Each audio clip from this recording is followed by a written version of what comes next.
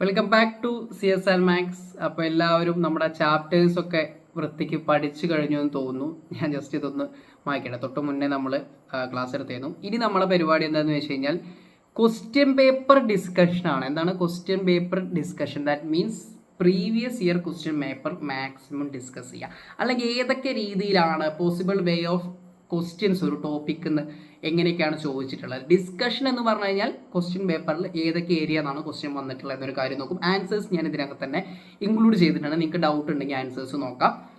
അതായത് PDF ന് answer നോക്കാം. PDF എവിടെ കിട്ടും എന്നുള്ള കാര്യമൊക്കെ നിങ്ങൾക്ക് ഒരു വാട്സപ്പ് കമ്മ്യൂണിറ്റി ഉള്ള കാര്യം അറിയുമെന്ന് ഞാൻ വിചാരിക്കുന്നു. ലിങ്ക് ഇതിൻ്റെ താഴെ ഉണ്ട്. അപ്പോൾ അവിടെ എന്താണ് ഡിസ്കസ് ചെയ്യുന്നത്, ഈ പറഞ്ഞ ക്വസ്റ്റ്യൻസും കാര്യങ്ങളൊക്കെ ഇതൊക്കെ നമ്മൾ എന്ത് ചെയ്തിട്ടുണ്ട്, ഈ കമ്മ്യൂണിറ്റിയിൽ അല്ലെങ്കിൽ ഈ ഒരു ഗ്രൂപ്പിൽ നമ്മൾ ഡിസ്കസ് ചെയ്ത് വന്ന ക്വസ്റ്റ്യൻസ് ആണ്.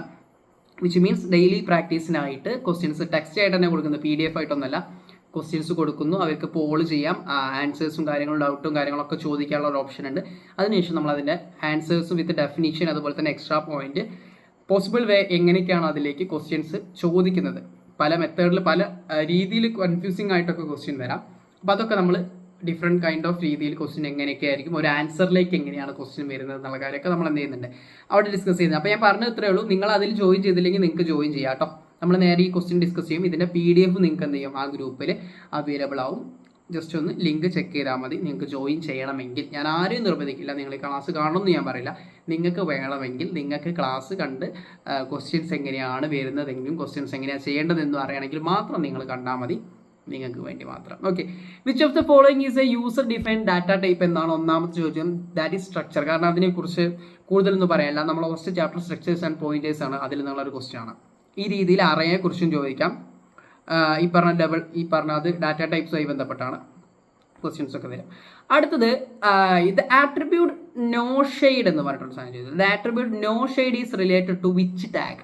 ഇപ്പം അതിൻ്റെ ഇമ്പോർട്ടൻസ് മനസ്സിലായി. അതായത് 5th ചാപ്റ്റർ HTML നമ്മൾ പഠിച്ച സമയത്ത് ഒരു ടാഗ് പറയുന്ന സമയത്ത് ആ ടാഗിൻ്റെ ആട്രിബ്യൂട്ട്സ് പഠിക്കുന്നത് അത് എന്തിനാ മനസ്സിലാവും. ഇതേപോലത്തെ വൺ വേർഡ് ക്വസ്റ്റ്യൻ നിങ്ങൾ എത്ര പ്രീവിയസ് ചെയ്താലും ഈ പറഞ്ഞ പോലെ ഫിഫോയും ഈ പറഞ്ഞ കുറച്ച് ക്വസ്റ്റ്യൻസ് ഒക്കെ സ്റ്റാൻഡേർഡ് എപ്പോഴും ചോദിക്കുന്ന ക്വസ്റ്റ്യൻസ്, എല്ലാവരോടും ചോദിക്കുന്ന ക്വസ്റ്റ്യൻസ് ആണ്.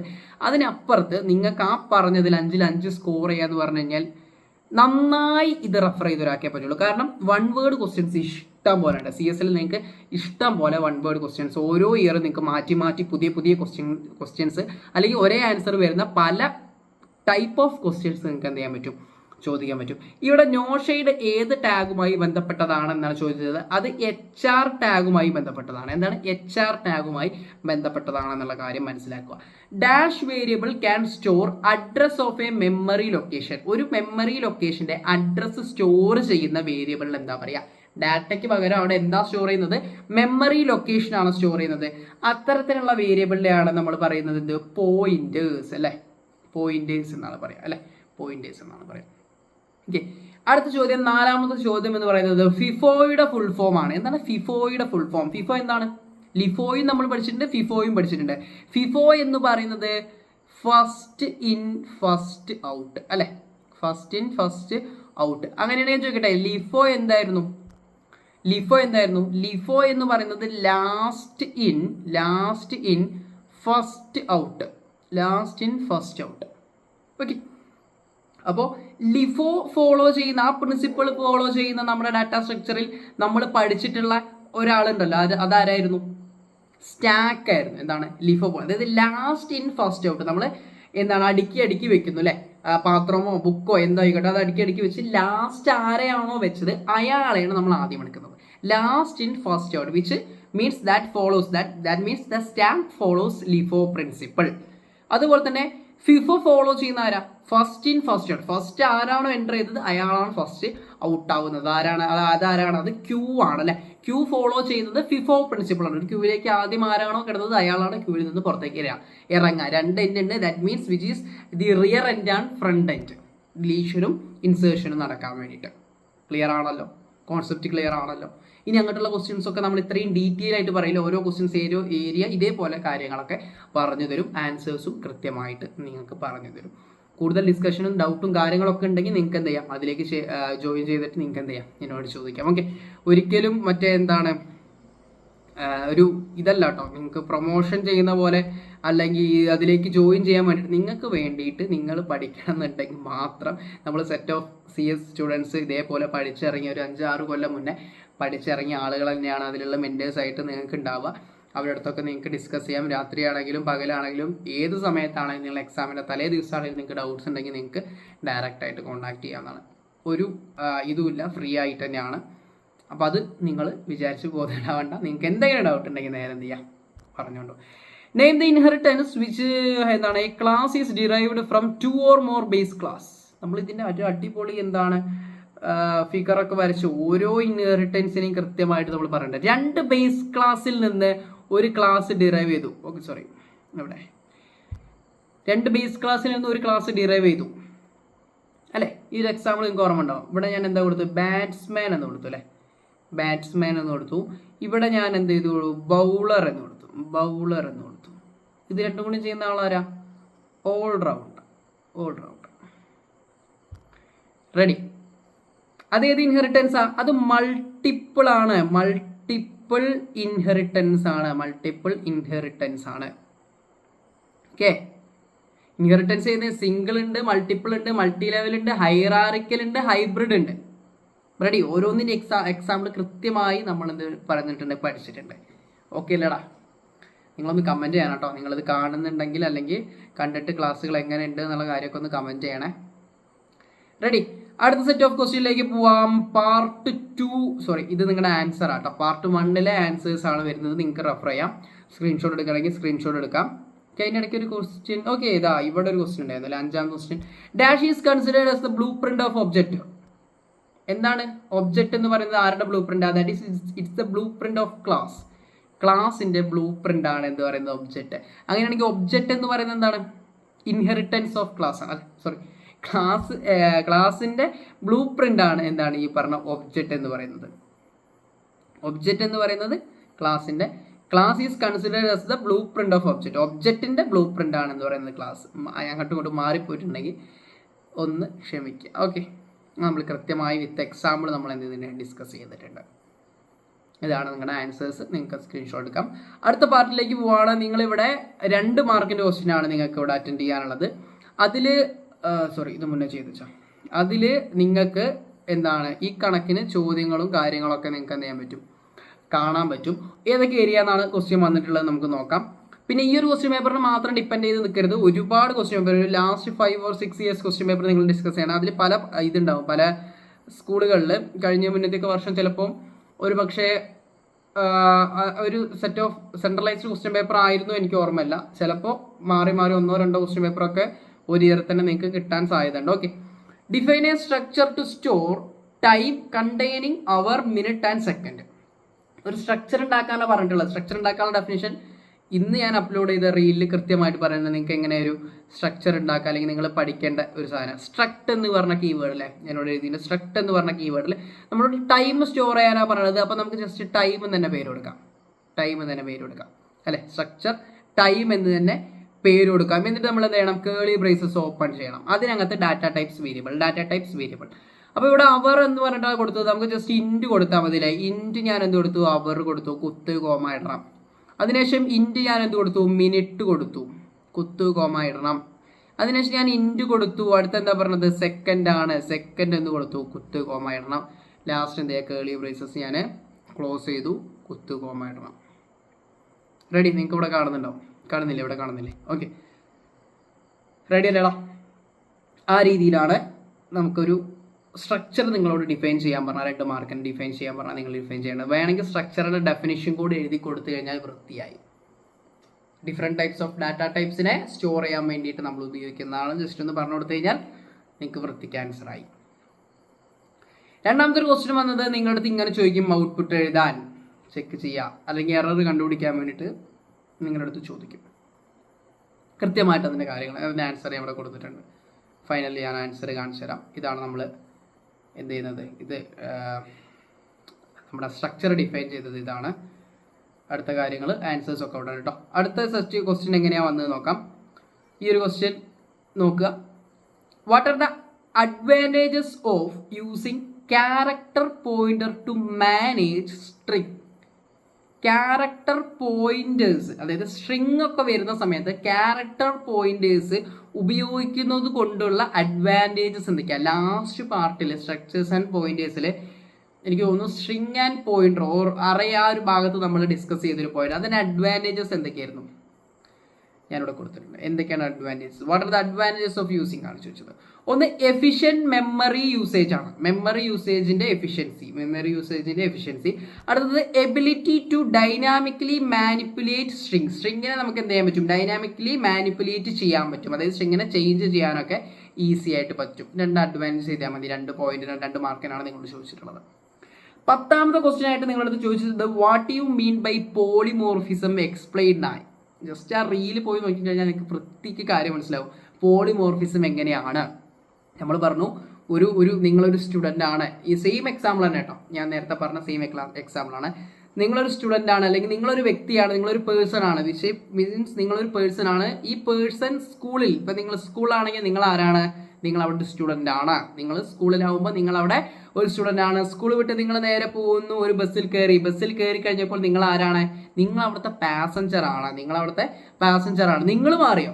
അതായത് നിങ്ങൾ എന്ന പേഴ്സൺ മാറിയോ? നിങ്ങൾ സ്കൂളിൽ എത്തിയപ്പോൾ സ്റ്റുഡൻ്റ് ആയിരുന്നു, നിങ്ങൾ ഈ പറഞ്ഞ ബസ്സിൽ കയറിയപ്പോൾ നിങ്ങൾ പാസഞ്ചറായി. ബസ് ഇറങ്ങി വീട്ടിലേക്ക് പോകുന്നതിന് മുന്നേ അടുത്തുള്ളൊരു സൂപ്പർ മാർക്കറ്റ് കയറി, അവിടെ നിങ്ങൾ ആരായി? കസ്റ്റമറായി. Which means the same person act as എന്താണ്? ഡിഫറെൻറ്റ് ആളുകളായിട്ട് ആക്ട് ചെയ്യാണ്. എവിടെ? സ്കൂളിൽ സ്റ്റുഡൻ്റ് ആയി, ബസ്സിലെ പാസഞ്ചറായി, ഈ പറഞ്ഞ പോലെ സൂപ്പർ മാർക്കറ്റിൽ പോയ സമയത്ത് അവിടെ ആരായി? കസ്റ്റമറായി.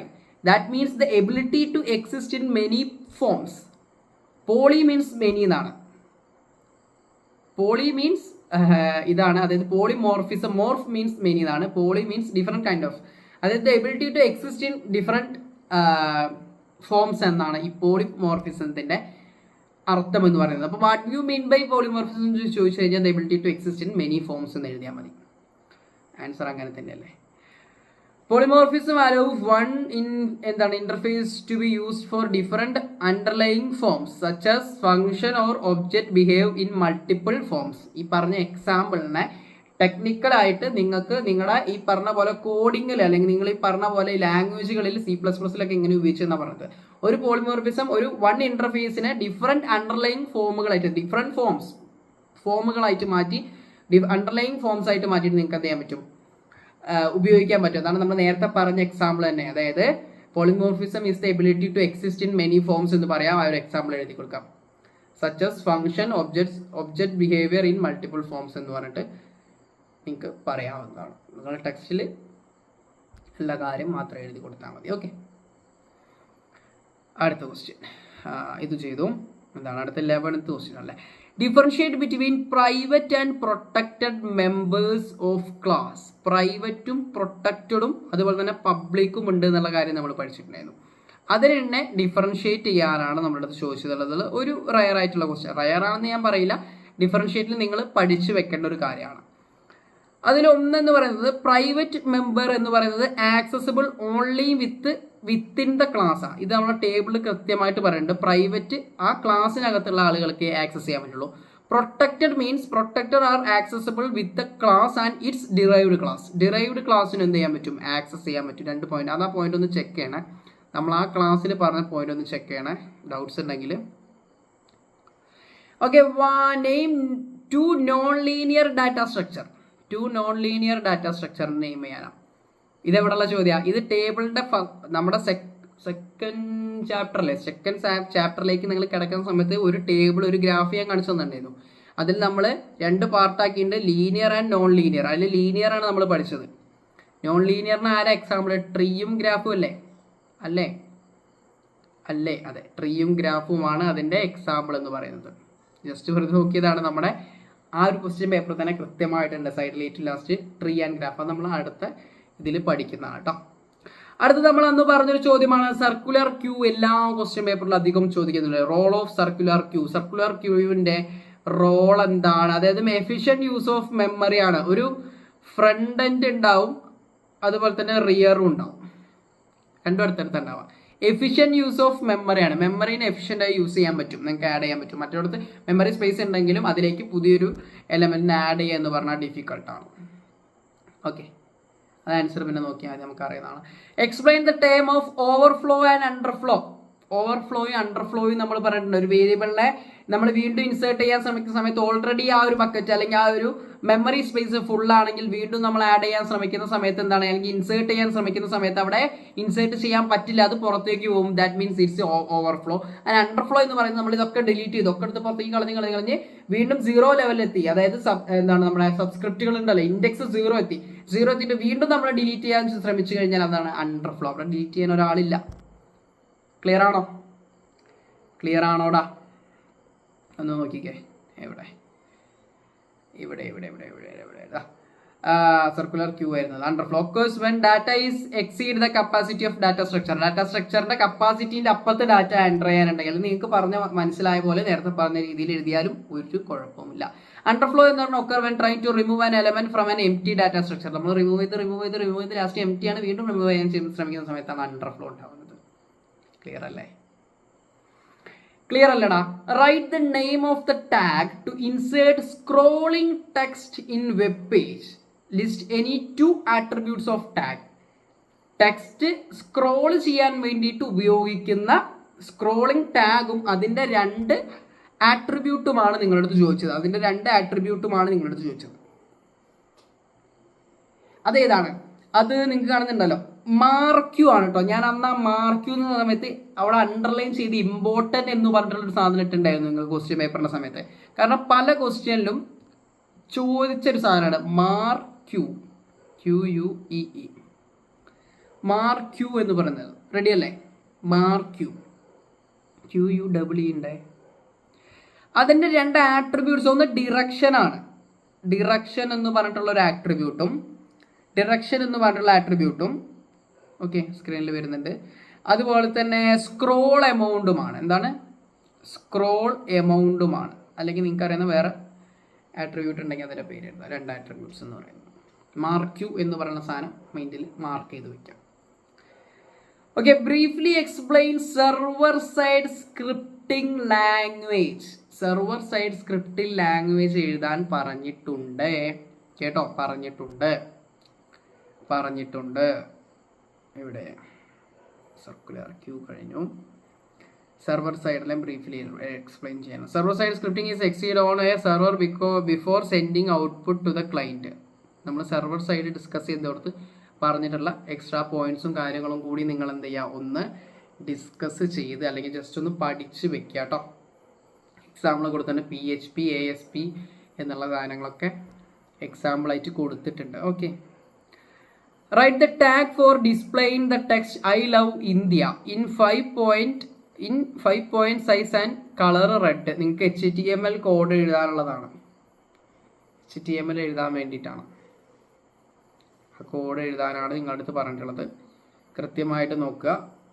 ഫുൾ എഴുതിയിട്ടില്ലെങ്കിലും ഈ ഒരു ഭാഗം മാത്രം എഴുതുക. Font size = 5, colour = red, I love India. Font tag close ചെയ്താൽ മതി. ഫോണ്ട് ടാഗ് ആണത്. എന്താണ് ഫോണ്ട് ടാഗ്? ഓപ്പണിംഗ് ഉണ്ടാവും, ഫോണ്ട് ടാഗിൻ്റെ ക്ലോസിങ് ഉണ്ടാവും. അതിനകത്ത് ഈ പറഞ്ഞ സൈസ് എന്ന് പറഞ്ഞിട്ടുള്ളൊരു സാധനം കൊടുക്കാം, കളർ എന്ന് പറഞ്ഞിട്ടുള്ള ഒരു 2 ആട്രിബ്യൂട്ട്സും കൊടുക്കാം. ഓക്കെ, ക്ലിയർ അല്ലേടാ?